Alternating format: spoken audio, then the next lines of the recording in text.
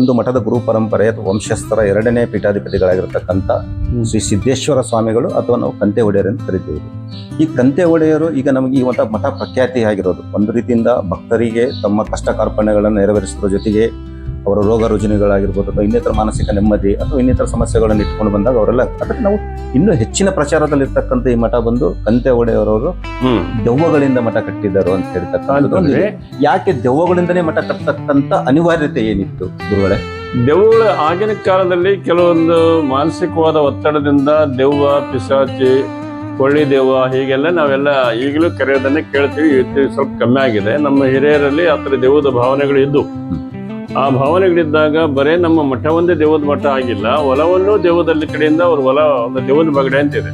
ಇವತ್ತು ದೇಶ ಕ್ಯಾಂಪ್ನಲ್ಲಿ 16 ಎಕರೆ ಭೂಮಿ, ನಮ್ಮದು 16 ಎಕರೆ ಭೂಮಿ ದೇವನ ಬಗಡೆ ಅಂತ ಹೊಲ ಅಂತ ಕರಿತೀವಿ. ಅಲ್ಲಿ ನಮ್ಮಲ್ಲಿ ಯಂತ್ರ ಮಂತ್ರ ಮಾಡ್ಲಿಕ್ಕೆ ಒಂದು ನಿಯಮಗಳು ಇರ್ತವೆ. ಆ ನಿಯಮಗಳ ಪ್ರಕಾರ ಅವ್ರದ್ದು ಸೇಮೋಲ್ಲಂಘನ ಅಂತ ಹೇಳ್ತೀವಿ ನಾವು. ಈ ಸೀಮೆ ದಾಟವರಿಗೆ ನೋಡಬಾರ್ದು ಅಂತ ಹೇಳ್ತಾರೆ ಅವ್ರು ಸಿದ್ಧಿ ಪುರುಷರಾದವರು. ಹೀಗಾಗಿ ದೆವ್ವನ ಮಠ ಆಗಿನ ಕಾಲದಲ್ಲಿ ಮಾನಸಿಕವಾದ ಒತ್ತಡ ಅಥವಾ ದೆವ್ವ ಅಂತ ನಾವು ಏನು ಕರಿತೀವಲ್ಲ ಅವೆಲ್ಲ ಆಗಿನ ಕಾಲಕ್ಕೆ ಬಹಳ ಹೆಚ್ಚಿದ್ವು. ಹಾಗಿದ್ದಾಗ ಅವುಗಳ ಕಡೆಯಿಂದನೇ ಕೆಲಸ ತಗೊಂಡು ಈ ಮಠವನ್ನು ಒಂದೇ ರಾತ್ರಿಯಲ್ಲಿ ಕಟ್ಟಿದ್ದಾರೆ.